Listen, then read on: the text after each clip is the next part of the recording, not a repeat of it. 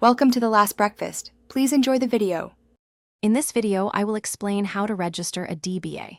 First, understand that a DBA, or doing business as, is simply a business name you operate under that is different from your legal name. It's not a separate legal entity like a corporation or LLC, but rather a way to brand your sole proprietorship or partnership.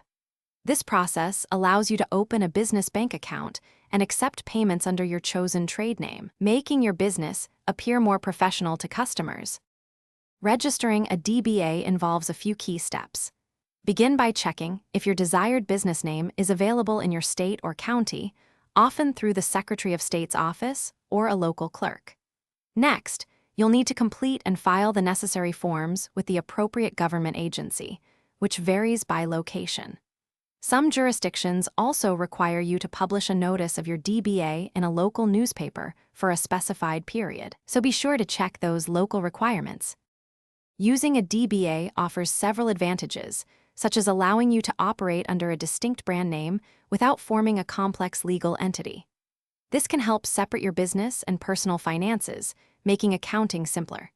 It also projects a more professional image to your customers.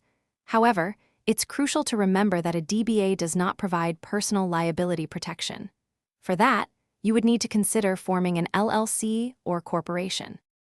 Avoid common pitfalls when registering your DBA. Always verify your chosen name's availability to prevent conflicts and ensure it meets local naming conventions.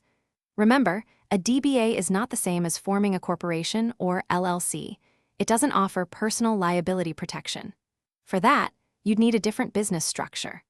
Also, be sure to check the description for the link to grab some Little Tree's black ice and other great deals. Understanding these distinctions ensures your business operates smoothly and legally. Thanks for watching. If this was helpful, leave a like and consider subscribing. See you next time.